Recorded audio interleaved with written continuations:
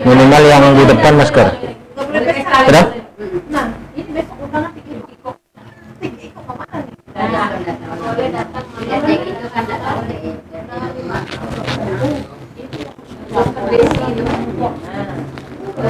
Nah, selamatlah dulu Pak Presiden. Pas dulu.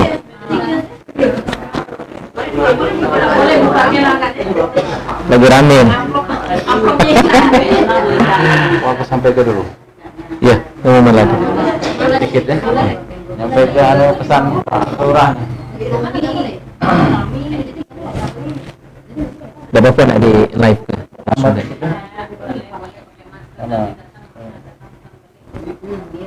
Sebenarnya lah banyak tahu orang tuh ya. Ya. Tugas PRT. Minggu-minggu ini Minimal ada yang makai, suka dua orang, jadilah.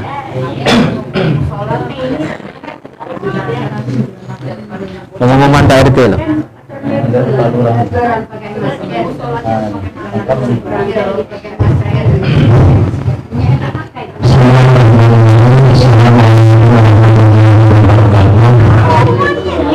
Bapak Ibu,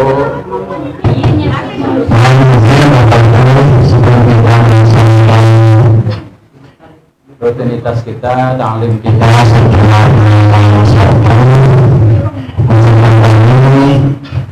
menyampaikan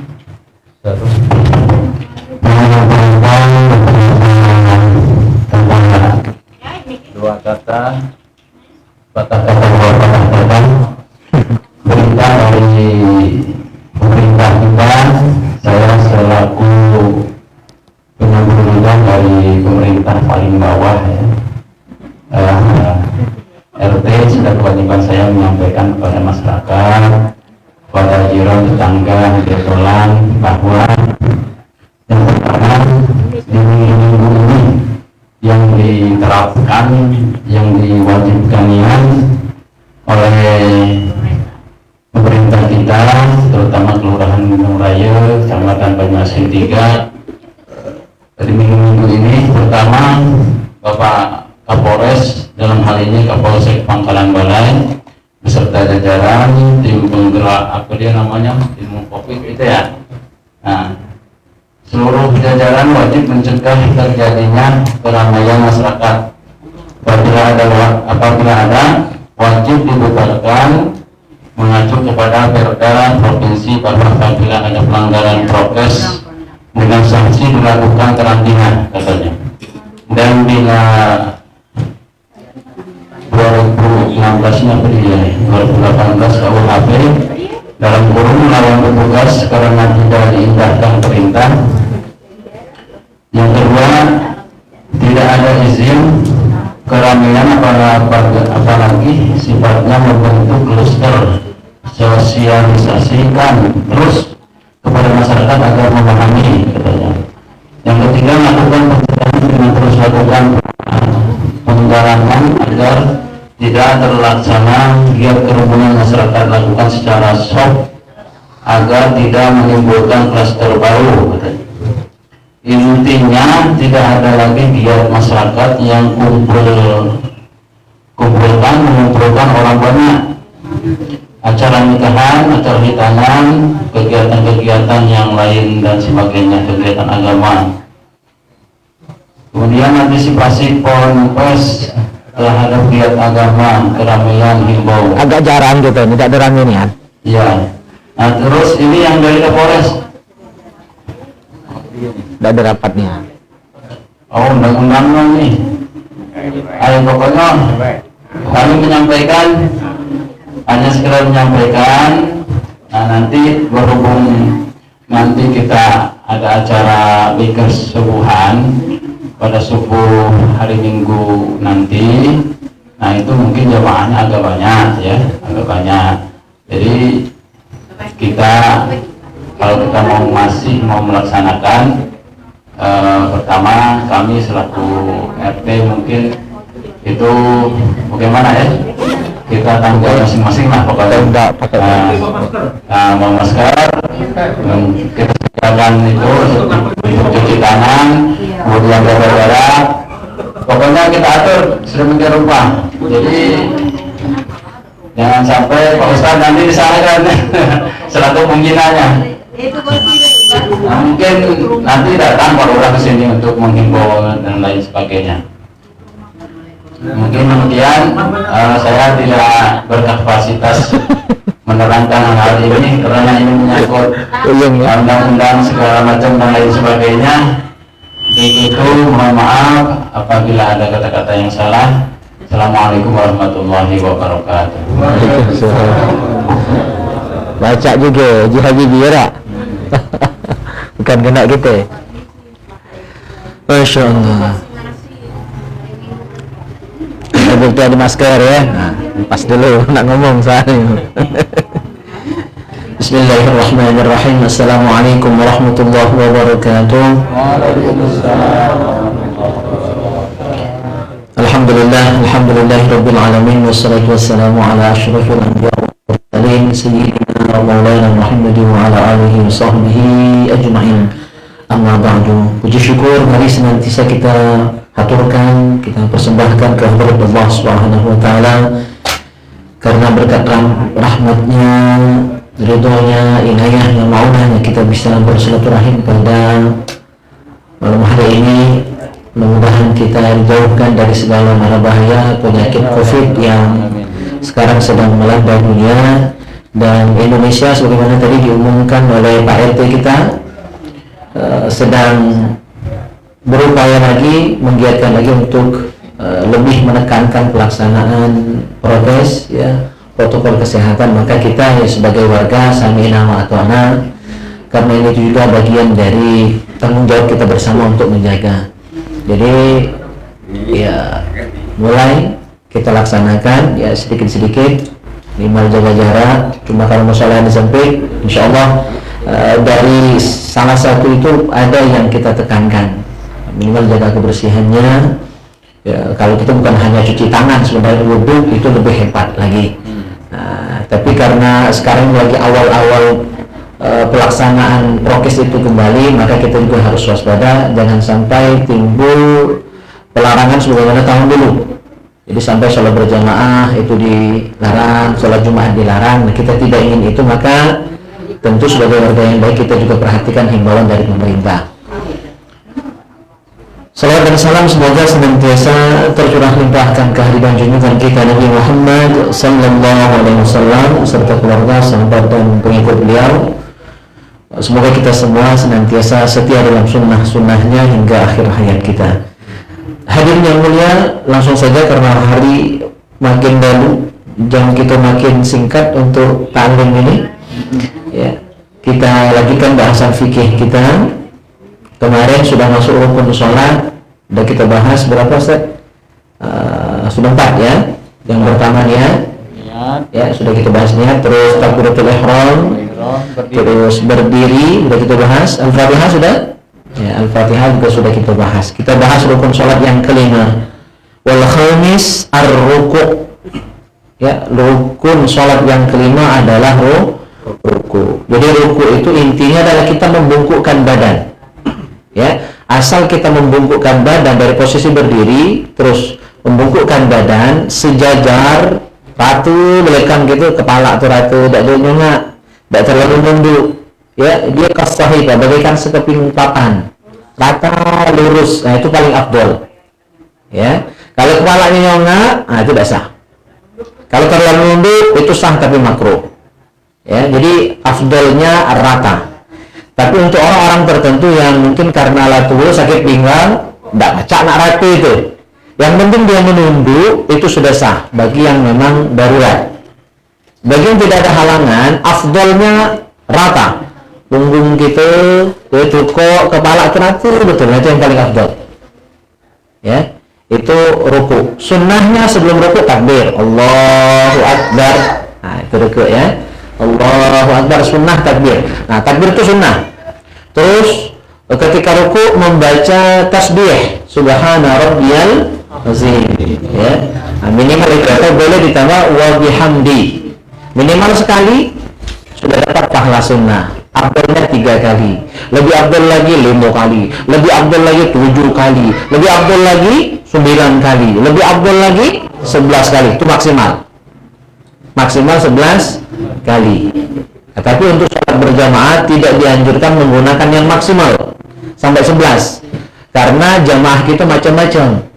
Tidak semuanya muda, ada yang tua, ada yang sakit. Walaupun muda ada yang sakit, maka kata ulama ambil pertengahan. Jadi jangan ngambil yang minimal, jangan juga yang terlalu maksimal. Jadi jangan cuma ngambil sekali bacanya tasbih itu, tapi juga dengan sampai maksimal 11 kali. Ambil tengah-tengah. Maka standar lah untuk imam itu maksimal 5 sampai 7 itu sudah standar untuk imam dalam memimpin sholat berjamaah. Ketika rukunya tasbihnya walaupun boleh maksimal sampai 11, tapi kalau kita mempertimbangkan kondisi makmum yang bermacam-macam, kita tidak boleh ego sebagai imam. Ya, terlalu panjang, pendeknya juga salah dulu, ya. Nah, ini sedang-sedang saja. Gitu. Kecuali makmumnya santri gitu. Maka kalau di pesantren, Jung Tanjung misalnya, itu imamnya kalau sehari hal panjang-panjang. Ya, rakaat pertama itu Yasin dibaca, ya, rakaat kedua Al-Muluk. Itu di pondok beda, karena memang pondok itu penataran, ya, pengkaderan. Jadi memang anak-anak itu dilatih untuk tahan banting, tahan ibadah, ya. Nah, kalau di luar kita menyesuaikan, maka harus lihat situasi dan kondisi. Saya juga ngajar di pondok beda dengan ngajar majelis taklim. Kalau di pondok aku pakai kayu taluk, rotangan. Ustaz Nadum alumni pondok, ya kan? Habibi alumni pondok juga, ya, pesantren juga, cuma kilat nih, pesantren kilat. Nah, itu lain lagi, lain makomnya. Pesantren kilat lain, pesantren yang beneran beda lagi, ya, gitu. Oh, masya Allah, ini yang makomnya tinggi ini mau kelain. Takut kopi dengan dia nih, insya Allah aman, malah dilaihan nih. Ya. Ya, itu untuk ruku, ya. Jadi yang wajib itu rukuknya. Ruku itu membungkukkan badan. Jadi asal kita sudah membungkukkan badan, itu sudah sah. Ya. Nah, kalau yang rata itu afdol. Jadi walaupun bungkuknya tidak sempurna, ya, tidak ratanya, rukunya sudah sah. Cuma kalau uzur, walaupun tak sempurna, tak rata, itu tetap dianggap sempurna karena memang uzur, faktor usia, faktor sakit, ya, begitu. Terus sudah ruku, ya. Wasadis at-tuma'ninatu fihi. Rukun salat yang berikutnya adalah tuma'nina pada ruku. Jadi tuma'nina harus ada pada ruku. Artinya tuma'nina ruku. Makna tuma'nina wahiyya sukunul a'dha. Sukunul a'dha biqadri subhanallah. Tenangnya anggota badan. Sukun itu tenang. Ya, jadi ketika ruku itu mantap, tidak harus sebentar nih kan. Allahu Akbar, Sam'ullah liman hamidah. Nah, itu udah kaki tumanina. Jadi ketika sudah ruku, Allahu Akbar, posisi anggota badan kita ketika ruku itu tenang. Ya, tidak bergerak untuk sejenak. Itu makna tenang itu, tidak bergelisah, ya. Tenang untuk sesaat. Ukuran tenangnya, ukuran tumaknina itu biqadri subhanallah, selama ucapan subhanallah. Kan ringkas, pendek kan? Berapa detik subhanallah? Subhanallah 3-5 detik lah, ya kan?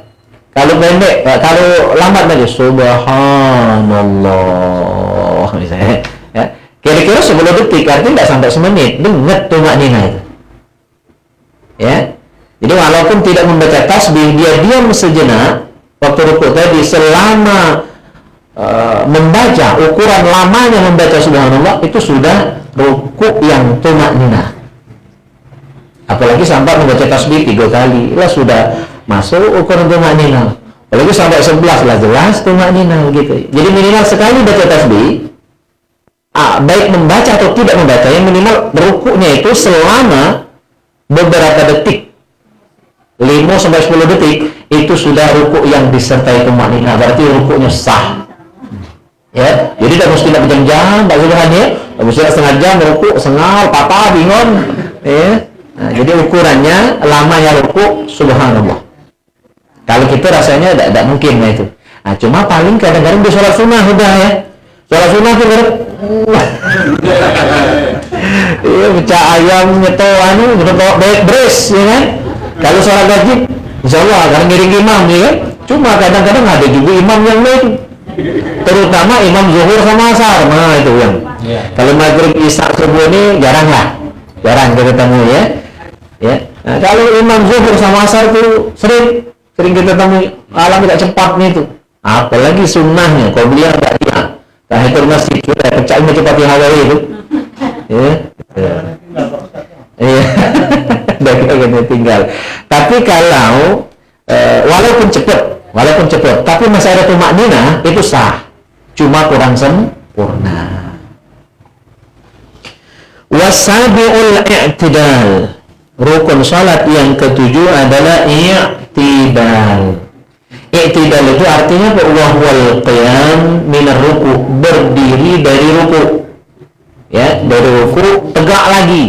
Nah, bertegak setelah ruku itu namanya i'tidal. I'tidal, ya. Wa thaminu at-tuma'ninatu fihi. Nah, yang ke-8 tuma'ninah pada i'tidal. Jadi rukun salat yang harus ada i'tidal itu yang pertama ruku. Harus disertai tuma'ninah.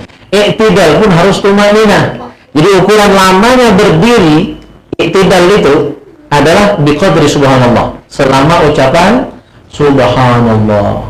Jadi kalau ada yang i'tidal itu cepat, misalnya sami Allahu liman hamidah, Allahu akbar, belum sempat tegak lurus, ya, enggak ada ya, belum sempat tegak lurus, takbir sujud lagi. Ini biasanya terawih model ini. Terawih yang 20 nak kejar-kejaran ubur-uburan itu. Belum sempat berdiri lurus sudah takbir lagi nak sujud. Itu tidak ada tumakninah. I'tidal yang tidak ada tumakninah batal. Salatnya tidak sah, tunggu baik. Ya, jadi minimal lah sudah sah i'tidalnya berdiri selama ukuran membaca kalimat subhanallah. Maka jangan tinggalkan sunnahnya. Apa sunnahnya dibaca? Sudah sami Allahu liman hamidah itu sunnah bacaan itu. Jadi bacaan sami Allahu liman hamidah itu sunnah. Sami Allahu liman hamidah. PH ada ber firman sami Allahu liman hamidah. Salah itu hamidah. Hamidahu. Ada huruf H dari depan, cuma dimatikan enggak ada berhenti. Sami Allahu liman hamidah. Ya. Nah, Allah mendengar orang yang memujinya. Asal usul kalimat sami Allahu liman hamidah ini adalah asalnya Abu Bakar As-Siddiq. Beliau suatu waktu agak telat, ya, agak telat salatnya, jadi masbuk. Nah, begitu beliau melihat Rasulullah dan para sahabat yang salat tepat waktu, itu lagi ruku. Maka beliau mengucap alhamdulillah, masih sempat, masih dapat kan? Maka beliau mengucap alhamdulillah, ya, masih dapat rakaat walaupun masbuk. Nah, itulah asal usul. Akhirnya jadi sunnah membaca sami Allahu liman hamidah. Allah mendengar pujian dari Abu Bakar Siddiq tadi. Akhirnya menjadi, ini kemuliaan beliau ya. Karena ada cerita dari beliau itu akhirnya ini disunahkan mengucapkan itu. Sami Allahu liman hamidah, terus Rabbana walakal hamd. Kalau dihidupkan Rabbana walakal hamdu. Kalau disukunkan, dimatikan, diwakafkan, maka dibaca Rabbana walakal hamd. Nah, dua-duanya sami Allahu liman hamidah dan Rabbana walakal hamd sunnah dibaca oleh semua orang yang sholat menurut mazhab Syafi'i. Ya, jadi imam makmum bacanya sama. Imam dan makmum membaca sami Allahu liman hamidah, imam dan makmum juga membaca Rabbana walakal hamd. Kalau ada yang hanya sebelah-sebelah, separuh-separuh, siko-siko, imam membaca sami Allahu liman hamidah, Rabbana walakal hamd, imam tidak wajib. Hanya makmum yang membaca Rabbana walakal hamd. Itu bukan mazhab Syafi'i, itu mazhab Hambali. Jadi kita ini kan laracok kadang-kadang cari ibadah tubuh ini, lagadu-gadu, ya, tumpang tindih. Maka perlu kita belajar satu kitab, satu guru, bayar yang kita pakai itu jelas dulu ini Syafi'i itu dan itu. Ya, tapi kita tidak nyalakan yang pakai tadi, itu berarti cari mazhab Hambali. Ya. Nah, kalau Syafi'i dua-duanya dipakai. Ya. Nah, biar ada tumakninah dalam i'tidal, jangan tinggal itu. Nah biasanya yang nak cepat itu karena tidak baca Rabbana walakal hamd. Sama Allahu liman hamidah, Allahu akbar, lah sujud, Allahu akbar, Allahu akbar, tak boleh jalan lagi. Makanya tinggal yang sunah-sunah tadi. Ya. Jadi dibacalah. Walaupun yang paling pendek Rabbana walakal hamd. Yang panjangnya Rabbana. Nah, kalau yang panjang udah ini tidak dipakai. Ya, Rabbana lakal hamdu. Kalau yang pendek Rabbana walaka. Pakai waw ya, bedakan ya. Kalau pendek Rabbana walakal hamd. Kalau yang panjang Rabbana lakal hamdu mil'us samawati wa mil'ul ardi wa mil'u ma syi'ta min syai'in ba'du. Atau dimatikan ba'd. Boleh ba'du, boleh ba'd. Ya. Tidak haram dimatikan, tidak pakai tajwid karena selain ayat Al-Qur'an itu tidak wajib pakai tajwid, tapi bagus. Jadi artinya tidak salah kalau dibaca min syai'in ba'du, boleh, berarti tidak ditajwidkan kan, tidak diwakafkan. Nah, kalau dibaca min syai'in ba'd berarti diwakafkan, artinya hukum tajwid dipakai di situ. Boleh. Ya. Amma ba'du boleh, amma ba'd boleh, karena itu bukan ayat Al-Qur'an. Kalau ayat Al-Qur'an tidak diperkenankan karena wajib pakai tajwid. Atau yang lain Rabbana lakal hamdu hamdan katsiran thayyiban mubarakan fi. Ada juga versi itu hamdan katsiran thayyiban mubarakan fi. Intinya banyak versi, silakan nak dipakai yang mana. Yang penting ada doanya, dan doa itu hukumnya sunnah. Kalau tidak dibaca tetap sah tidaknya. Ya. Cuma kalau sengaja meninggalkan makruh. Apa arti makruh? Sholatnya itu sah, tidak batal, tapi tidak dapat pahala. Kan rugi. Memang tidak batal, tapi rugi karena sholatnya tidak mendapatkan pahala karena melakukan hal-hal yang dimakruhkan. Meninggalkan sunnah dalam sholat berarti makruh. Ya, kalau dikerjakan sunnah, kalau ditinggalkan makruh. Arti makruh sholatnya sah, tapi tidak dapat pahala. Rugi. Berarti tetap dilakukan.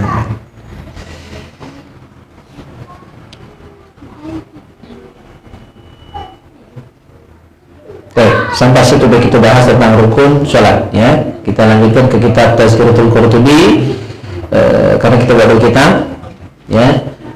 Biar nanti ada ruang tanya jawab agak cukup panjang.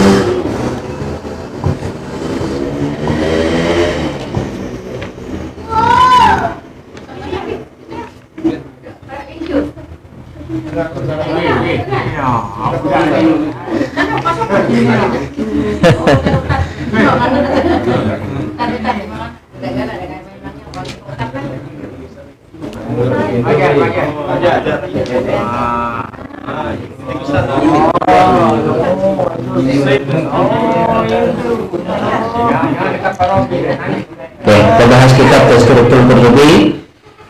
Bahasan kita bab la yamutu ahadun wa huwa yahsunu billah az-zann wa fil khauf min Allah taala. Bab tentang husnuzan ya, ketika akan meninggal dunia. Jadi ketika kita sedang sakaratul maut, banyak-banyak baik sangka, banyak-banyak berhusnuzan dengan Allah Subhanahu wa taala. Muslim an Jabir qala sami'tu Rasulullah sallallahu alaihi wasallam yaqul qabla wafatihi bi thalathati ayyamin. Muslim bin Jabir berkata, beliau mendengar Rasulullah SAW bersabda 3 hari sebelum wafat beliau. Ya. Nah, omongan ini diucapkan Nabi sebelum wafat, 3 hari sebelum beliau wafat. Apa pesan Nabi? La yamutanna ahadukum illa wa huwa yahsunuzan billah. Jangan meninggal dunia salah seorang di antara kalian kecuali dia dalam keadaan berbaik sangka, yang berhusnuzan dengan Allah Subhanahu wa taala. Maka kalau kita bertandang dengan orang yang sedang sakaratul maut, ya, kita membesuk orang yang sakit, yang pecahnya berat sakitnya itu, maka jangan ditakut-takuti. Ya, jangan diserem-seremkan, tapi semangati dia, diungkit-ungkit kebaikannya. Nah, di sinilah kita boleh mengungkit kebaikan orang itu. Ya, kalau lagi sehat, jangan kaget dia jadi ujub, jadi ria. Nah, waktu dia sakit itu memang harus kita motivasi dia, kenangkan kebaikan dia. ya Allah, ya antum nih dulu banyaknya kebaikannya kan, aku mau tak jadi main ini berkat kamu. Nah kita ungkit kebaikan dia supaya dia berbaik sangka dengan Allah, sehingga ketika dia menghadap Allah itu dengan tenang. Ya, jadi boleh saat itu kita puji dia, kita bangkitkan semangatnya, sebutkan segala kebaikannya. Ya, mungkin lah, musola ini bagus karena kamu. Walaupun mungkin kurang, pokoknya banggakan bisa itu. Sehingga ketika ajal menjemput dia dalam keadaan tenang pikiran dan berbaik sangka dengan Allah. Sehingga ada harapan besar dia meninggal dalam keadaan husnul khotimah. Jangan ditakut-takuti. Mentang-mentang dia mantan preman misalnya, sari kau mati, buat malaikat bagi kau. Jangan ditakuti mah itu. Ya, dosa. Rusak adunan itu ya. Apalagi dia sudah taubat, ingatkan kebaikannya. Ya Allah, memang dulu awak mantan preman ya. Cuma sekarang alhamdulillah awak haji. Ya, kami merasakan sebagai tetangga, sebagai kawan, kesolehan aura kesolehan itu luar biasa. Ya, mudah-mudahan seluruh dosamu diampuni oleh Allah Subhanahu wa taala. Semoga kau dirahmati oleh Allah Subhanahu wa taala. Kami cuma banyak berdoa, mudah-mudahan. Nah, itu ya. Jadi dibesarkan hatinya. Gitu. Biar muncul husnuzannya, baik sangkunya dengan Allah Subhanahu wa taala. Ibnu Majah dari Anas bin Malik anna Nabi sallallahu alaihi wasallam dakhala ala syabbin wa huwa fil maut. Dari Anas bin Malik, Rasulullah menemui seorang pemuda yang sedang mengalami sakaratul maut. Seorang pemuda yang sedang mengalami sakaratul maut ditemui oleh Rasulullah. Jadi Rasulullah itu senang, berdana, ada orang sakit ditandanginya, orang sakaratul maut ditemuinya. Ya, itu cara Nabi. Gitu. Fakal Rasul bertanya kepada sang pemuda, "Kaifa tajiduk?" Ya, bagaimana perasaanmu saat ini? Ya. Fakal arjullah, saya sedang berharap dengan Allah Subhanahu wa taala. Ya Rasulullah, wa khawfu dhunubi. Tetapi ada juga rasa khawatir. Jadi sang pemuda ini sedang mengalami sakaratul maut dan beliau merasakan harap-harap cemas. Ada harapan diampuni, ada harapan pengen masuk surga, cuma ketar-ketir juga, ingat dosa itu masih ada, tidak bersih-bersihnya akan kuni. Jadi beliau ini harap-harap cemas, tapi tidak takutnya, sama juga tidak kepedeannya. Nah itu keliru ya, terlalu salah, terlalu takut juga kan salah. Antara itu perasaan kita sebagai hamba dengan Allah itu bainal khauf wal raja, harap-harap cemas. Ya, harapan ada, takut juga itu. Ya, dengan Allah mengenang dosa masa lalu. Faqala Rasulullah sallallahu alaihi wasallam, Rasulullah bersabda mengomentari ucapan sang pemuda tadi. Apa kata Rasul? La yajtami'ani fi qalbi 'abdin mu'min fi mithli hadzal mawtin illa a'tahu Allah ma yarju wa aminahu mimma yakhaf. Tidak terkumpul di hati seorang mukmin dua rasa ini. Ada khauf dan roja, itu tidak mungkin. Ya, tidak mungkin ada di hati seorang mukmin kecuali ya Allah akan berikan dia ma yarju, apa yang diharapkan. Jadi kalau kita berharap diampuni, insya Allah diampuni. Kita berharap dapat rahmat, insya Allah dirahmati. Ya, kita berharap masuk surga, insya Allah dimasukkan Allah ke dalam surga. Harus ada harapan itu. Karena ana inda zanni abdi bi, kata Allah dalam hadis kursi, aku sesuai prasangka hambaku. Kalau kita berprasangka baik, Allah akan baik. Kalau buruk, nah itu juga. Ya, jadi banyak-banyak berprasangka baik. Bukan cuma waktu nak mati, lagi sekarang, lagi gagal, lagi sehat, buka usaha kayak gitu lagi, khusus insya Allah hari ini lancar rezekinya. Jadi pede, ada kepercayaan diri seperti itu. Ya, ada baik sangka dengan Allah Subhanahu wa taala. Wa aminahu mimma yakhaf. Ya, dan Allah pun akan mengamankan dia, memberikan dia rasa aman dari hal-hal yang dia khawatirkan. Jadi kelebihan punya dua sifat tadi, al-khauf wa raja. Ya, keinginan kita akan dikabulkan Allah, kekhawatiran kita akan dihilangkan oleh Allah Subhanahu wa taala. Itulah fadilah dari husnuzon, baik sangka. Terakhir kita bahas satu hadis lagi, sudah cukup kita berjawab. Wa dzakara Tirmidzi al-Hakim في الأصل السادس والثمانين من نوادر الأصول حدثنا يحيى بن حبيب عن عدي قال حدثنا بشار المفضل عن عوف عن الحسن أنه قال بلغني عن رسول الله صلى الله عليه وسلم أنه قال Rasulullah bersabda qala rabbukum azza wa jalla Allah berfirman, berarti ini hadis kursi, firman Allah yang tidak tercantum di Al-Quran, itu hadis kursi, langsung masuk ke hati Nabi dan Rasulullah mewartakan dengan bahasa beliau. Jadi firman langsung ke Nabi dan Nabi menyampaikan dengan bahasa Nabi. Beda dengan Al-Quran. Kalau Al-Quran itu lafaznya, maknanya langsung dari Allah. Kalau hadis kursi maknanya dari Allah, lafaznya, redaksinya, kalimatnya Nabi yang susun. Gitu ya. Nah, tetapi Nabi tidak sembarangan dalam menyusun. Karena wa ma yantiqu 'anil hawa in huwa illa wahyu yuha. Bukan berdasarkan nafsu Rasulullah ngomong, tapi berdasarkan wahyu.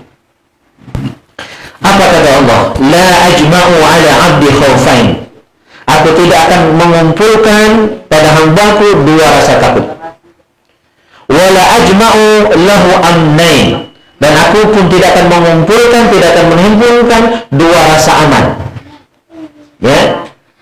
Faman khafani fid dunya amintuhu fil akhirah. Barang siapa takut kepadaku, takut kepada Allah di dunia. Karena takut dengan Allah akhirnya kan ibadah. Karena takut dengan Allah kan akhirnya menghindarkan diri dari maksiat. Maka kalau nak maksiat itu kadang-kadang kan kayak disiksa, kayak dapat dosa, kayak dah masuk surga, lagi ya, lumur kayak Allah. Nah, kadang-kadang itu rasa takut yang positif.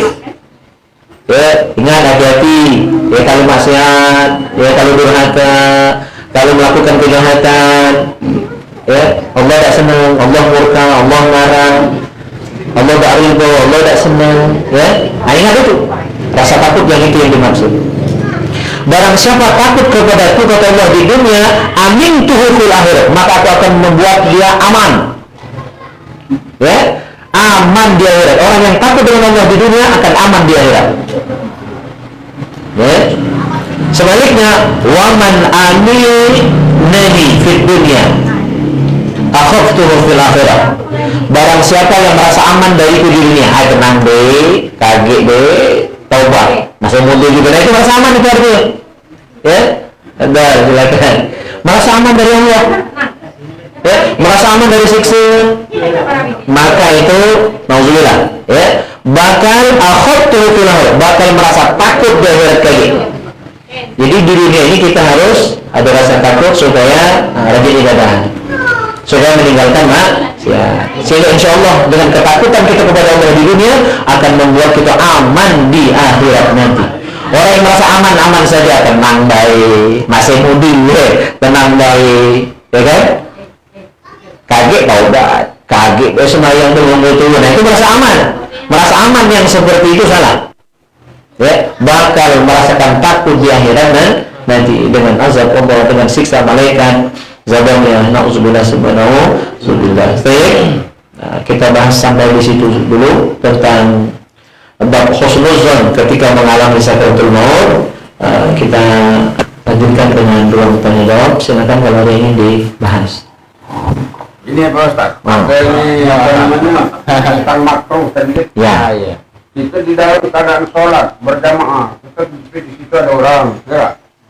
Di sini ya namanya berjamaah rame. Jadi waktu kita dapat rakaat kedua atau ketiga, rasa kentut, tapi ditahan. Itu kan hukum makruh kan? Jadi aku kira kalau kita lanjut itu, buat kita paham tadi. Ya. Sia-sia ya. Apa kentut ke apa tahan ke ya? Kalau ditahan makruh, dikentutkan haram. Dan datang sholat saat itu juga, maka kita ambil yang lebih ringan, walaupun tidak kati pahala. Ya, tahan kiri, lemah makruh dari haram.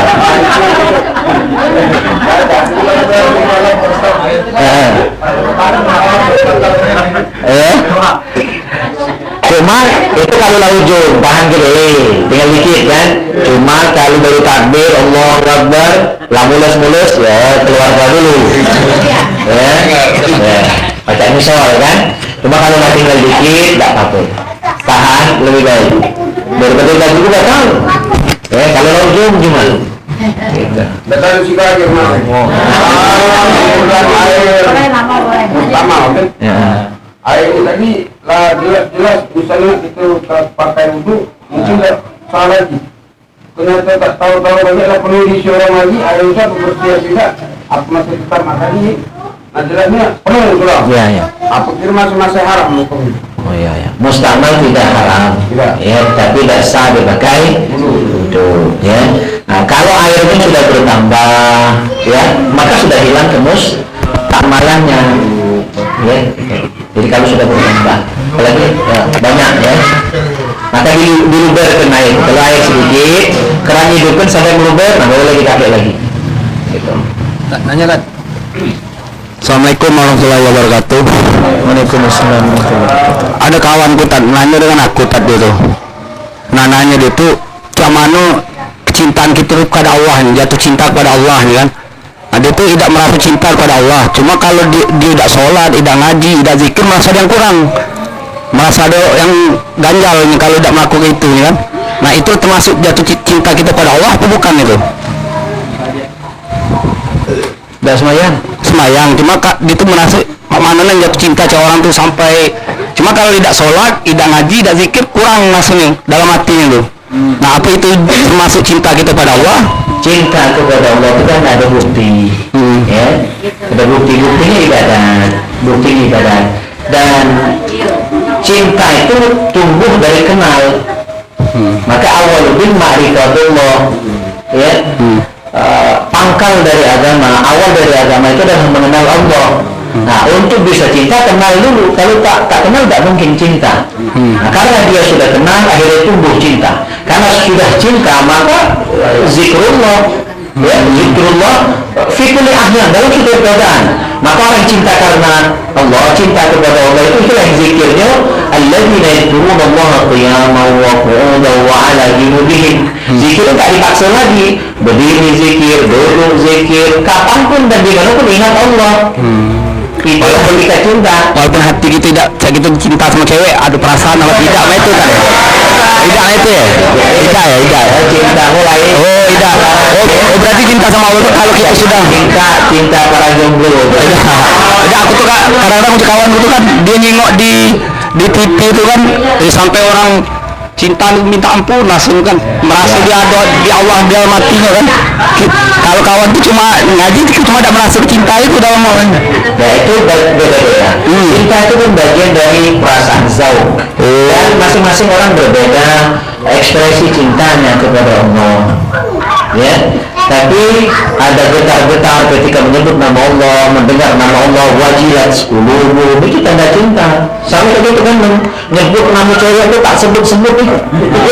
Ya. Kalau zaman orang-orang beliau dulu kan bila ada di situ nengok hubungan rumah cewek itu itu luar biasa. Sudah merinding itu rasanya kan. Sudah senang, sudah bahagia. Nah, itu ekspresi macam-macam. Ya. Yang hubungan rumah itu kita ada dipingin nih cewek gadis itu luar biasa. Itu cara bukan gadis zaman dulu ya kan. Kalau sekarang tuh dapat WA, dapat email ya kan, itu jadi beda ekspresinya. Jadi cinta kepada Allah itu juga bukan banyak zikrullah, banyak ibadat, bergetar hati ketika mengingat Allah. Nah, ada yang banyak nangis, ada yang juga itu tidak bisa dipukul rata, tidak bisa disamakan. Masing-masing orang beda zauqnya, ya, beda ekspresinya dalam mahabbahnya kepada Allah Subhanahu Wa Taala. Ya, tapi cinta itu akan tumbuh dari kenal. Kalau tak kenal Allah, kenal Allah mana tuh? Sifatnya, asmanya, afalnya, ya, gitu. Baik, kita cukupkan dulu cawisan kita malam hari ini. Masih ada ya? Kita kan cinta kepada sesuatu itu ada penyampaiannya, ada medianya kan. Ada medianya, ada lewat sajak, ada lewat apa namanya puisi kan. Nah ini bagaimana cinta kepada Allah, kepada Rasulullah, tetapi lewat musik, Ustaz. Bagaimana itu? Seperti musik apa ya dan lain sebagainya lah kan. Ya, ada. Itu kan sufi terkenal namanya Jalaluddin Rumi. Itu ekspresi cintanya kepada Allah itu melalui seni. Beliau syair, Ya, dan itu otomatis saja, bukan kayak disengaja dikarang benda. Jadi luapan cintanya kepada Allah itu tersalurkan melalui syair-syair yang dia ucapkan secara otomatis saja, gitu ya. Cuma ada yang nulis semua. Jadi macam-macam ekspresi yang tadi saya bilang. Dan kita tidak pakai nurut-nurut, begitu ikut-ikut. Ya, masing-masing orang beda ekspresi, gaul, rasa yang dia sedang alami saat itu. Ya. Jadi intinya, kalau berdasarkan hadis Nabi itu, man ahabba syai'an aktsara min zikri. Orang yang mencintai sesuatu, dia akan banyak menyebut sesuatu yang dicintai. Banyak cinta Allah buktikan, banyak zikir, benar. Cinta Nabi banyak sholawat. Jadi memang banyak menyebut nama Allah, itu adalah bukti cinta kita kepada Allah Subhanahu wa Ta'ala. Dan sebenarnya kata guru kami Buya Radhiyallahu anhu, ketika kita menyebut nama Allah, hakikatnya Allah dulu yang gimana gitu. Jadi kita kalau nggak tahu Allah cinta tidak sama kita, Allah sayang tidak sama kita, ketika kita menyebut nama Allah, ketika kita berzikir di saat itulah Allah sebenarnya sudah dulu menyebut nama kita. Ya, karena Allah rindu kita, akhirnya kita pun menyebutkan nama Allah tadi dalam zikir kita. Nah, maka orang yang tak pernah berzikir itu tadi dia tidak pernah diingat, dia tidak pernah disebut, dia tidak dicinta oleh Allah Subhanahu wa Ta'ala. Beruntung yang senantiasa zikir, rajin zikir. Itu tanda Allah sudah sebut namanya sebelum dia menyebut asma Allah. Jadi jangan dibalik ya, walaupun zahirnya kita menyebut nama Allah, hakikatnya Allah yang mengingat kita, menyebut kita. Antara karena Allah ingat kita, maka kita pun menyebut nama Allah. Ya. Ini ada kalau tanya dengan kita. Ya. Nah, sedangkan Pak Haji Roma Irama itu lewat dangdut kan, nah, menyampaikan dakwahnya tuh. Nah, itu Ustaz, bagaimana? Ada yang mengatakan Ustaz kita itu gitar itu katanya haram. Bagaimana itu? Itu hilafiyah. Masalah musik itu dari dulu sampai sekarang tidak akan selesai. Cuma mayoritas ulama membolehkan musik selagi tidak ada hal-hal yang terlarang di dalamnya. Ya, kalau kawan kita dari Salafi memang mereka memperlakukan secara haram. Ya, sama. Itu kan hanya media, itu hanya alat. Itu sudah tuntas dijelaskan para ulama. Media itu tidak berlaku hukum. Sama Cak Lading. Sama Cak Lading. Lading pakai garis bawah boleh. Letak toko orang haram. Ya, jadi tergantung materinya. Ya, saat ini berkembang musik-musik yang tidak keteruan. Lagu dangdut itu sudah berubah, banyak letak benar aja. Maka kan harus ada saingan. Dan pacak kita melarang yang satu tanpa ada pengganti, karena zaman ini sudah zaman yang berbeda. Nah, tinggal kita isi kontennya, musik itu kita isi dengan yang baik. Maka muncullah nasib, muncullah hadro, muncullah qasidah. Itu untuk nyanyi yang, ya. Jadi kalau ada tahalli harus tahalli. Ada yang dibuang, harus ada yang dimasuk. Jangan buang deh. Jangan melarang deh, tidak kasih penggantinya. Akhirnya orang tidak ada peralihan. Ya, nutup kapil misalnya, tapi tidak ada tempat anak-anak muda nongkrong. Maka harus disaing buat majelis. Gitu. Ini nutup dari melarang dari, tapi tidak ada solusi artinya. Maka masyarakat tidak punya pilihan. Tapi buat lagi di Bramus buat lagi, ya gitu. Jadi ini semacam alternatif, tapi bukan tujuan. Jadi musik itu bukan tujuan. Sebenarnya nilai-nilai yang ada di dalamnya itu ingin disampaikan. Ya. Memang ada yang secara keras, pokoknya apapun haram. Ada yang bilang seperti itu, lah. Kita tidak ikut paham yang seperti itu, yang terlalu keras. Kita hanya ingat isinya, jingok isinya, jingok kontennya, jingok madanya, substansi yang kita lihat. Ya, itu hanya alat. Alat itu tergantung isinya. Sama Cak Lading tadi, dipakai letak doang jadi masalah, dipakai letak ayam orang haram, kan gitu. Masih, Ustaz? Apalagi ya? Ini yang terjadi di lingkungan kita. Sekarang ibu-ibu ini, terutama ibu-ibu banyak sebenarnya sih. Cuma ada penyakit ini, Ustaz. Di HP itu penyakit apa? Nonton TikTok tuh. Apa itu? Berhadiah itu. Bagaimana itu? Snack video. Berhadiah. Jadi sibuk ngumpul ke poin itu ah. Bagaimana itu? Ya. Kalau dia nyontoh jadi duit. Ya, cukup itu baik katanya. Dapat duit. Sama YouTuber gitu ya. Ya, kita itu bukan apa kan takutnya tapi mana maju agama kita anu kan anak-anak kita nggak turun kalau rumahnya bukan HP tadi. Ya, yang jelas kalau sampai melalaikan kewajiban itu jelas salah, jelas usul. Ya, nah, masalah hadiah dari itu mungkin bisa disamakan dengan judi kalau kita sampai mengeluarkan biaya untuk itu. Ya, jadi kita mengeluarkan semacam biaya dan biaya itu mungkin melalui paket, melalui bursa, terus kita berharap hadiah dan itu sama kayak judi. Bahkan musyawarah pun kalau diminta pendaftaran dan pendaftaran itu dijadikan, ini musyawarah ya saya bicara, apalagi selain itu musyawarah nih nak ngaji, lomba Al-Quran, tapi dipungut biaya pendaftaran dan dari biaya pendaftaran yang terkumpul tadi itu dijadikan hadiah. Hadiah itu diambil dari uang pendaftaran, haram, itu sama dengan judi. Tapi kalau biaya pendaftaran tadi untuk konsumsi panitia, misalnya kan, untuk biaya administrasi, hadiah cari lain dari donatur, misalnya kan, maka itu tidak, jadi teknisnya tinggal. Walaupun musyawarah Al-Quran, kalau ngambil pendaftaran dan dari pendaftaran tadi lah yang dijadikan hadiah, itu sama orang berjudi kan, orang 5 berjudi misalnya, masing-masing mengumpulkan duit, 100 orang misalnya, terkumpul 500, tapi yang mana ngambil duit tadi yang terkumpul, sama prinsipnya. Cuma musyawarah apa yang namanya, maka musyawarah yang benar itu tidak membuat biaya, atau membuat biaya tidak dijadikan hadiah, tapi sebagai administrasi ataupun untuk konsumsi peserta atau panitia. Silakan. Nah, tinggal dibenahi caranya. Ya. Gitu. Jadi tidak minimal itu kalau tidak haram minimal sudah subhat. Ya, karena beli itu masih berdasarkan hadiah, ya kan? Akhirnya membeli lain.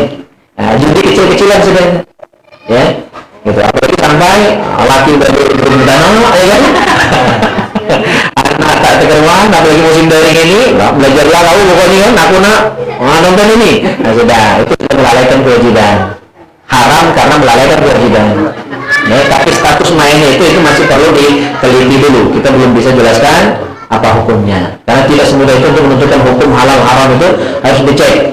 Ya, harus dirapatkan juga di komisi fatwa begitu. Tidak bisa langsung divonis. Tapi mungkin kita cukupkan ya sampai di sini. Kalau masih ada nyambung sudah bisa, insyaallah. Ya, assalamualaikum warahmatullahi wabarakatuh.